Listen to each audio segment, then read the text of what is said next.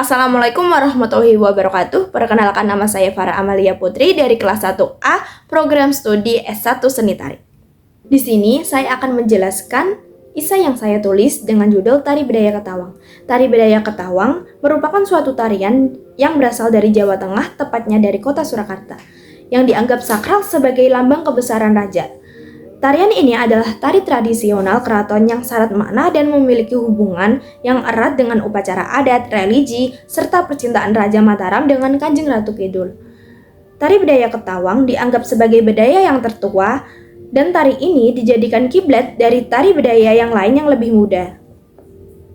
Menurut Sumar Said Martono dalam jurnal Eksistensi Tari Bedaya Ketawang merupakan tari yang syarat makna simbolis serta erat kaitannya dengan upacara adat, sehingga kesakralan dan religi selalu dijaga. Kehadiran Tari Bedaya Ketawang di istana memang dikehendaki oleh raja sebagai salah satu sarana pengukuhan dan legitimasi raja. Ada beberapa cerita tentang sejarah Tari Bedaya Ketawang, berawal dari Sultan Agung yang memerintah Kesultanan Mataram. Suatu ketika Sultan Agung sedang melakukan laku semedi. Tiba-tiba ia mendengar suara senandung dari langit. Sultan Agung terkesima dengan senandung tersebut.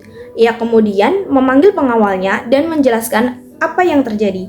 Dari kejadian itulah, Sultan Agung kemudian menciptakan tarian yang diberi nama Tari Bedaya Ketawang. Menurut versi lain yang menjelaskan bahwa Tari Bedaya Ketawang berawal dari kisah Panembahan Senopati bertemu dan menikah dengan Kanjeng Ratu Kidul. Setelah disepakati perjanjian Giyanti pada tahun 1755, dilakukanlah pembagian warisan Kesultanan Mataram. Warisan tersebut tak hanya berupa harta benda dan wilayah, melainkan juga budaya. Tari Bedaya Ketawang pada akhirnya diberikan kepada Kasunanan Surakarta. Tari Bedaya Ketawang secara umum dipahami sebagai hubungan pernikahan antara Panembahan Senopati dengan Kanjeng Ratu Kidul. Semua kisah itu diwujudkan dalam gerakan tarian.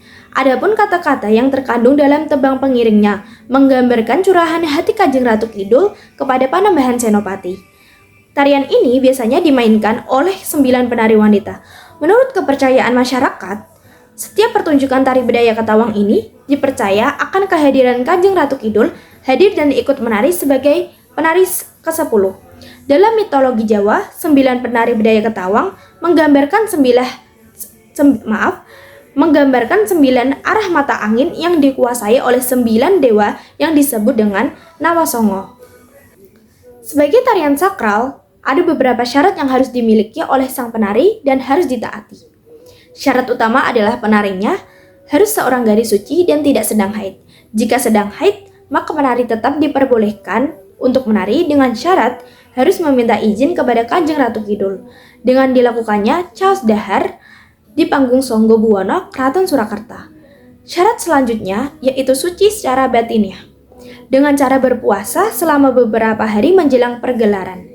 Kesucian para penari benar-benar diperhatikan, karena konon katanya Kanjeng Ratu Kidul akan datang menghampiri para penari dengan gerakannya masih salah pada saat latihan berlangsung.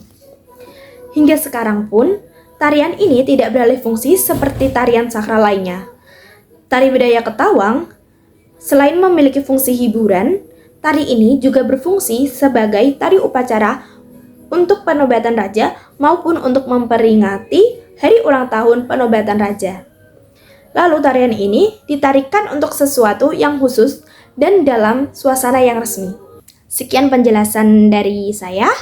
Mohon maaf jika masih banyak kesalahan dari kosakata yang saya ucapkan, dan mohon maaf jika masih ada kekurangan. Sekian, terima kasih. Wassalamualaikum warahmatullahi wabarakatuh.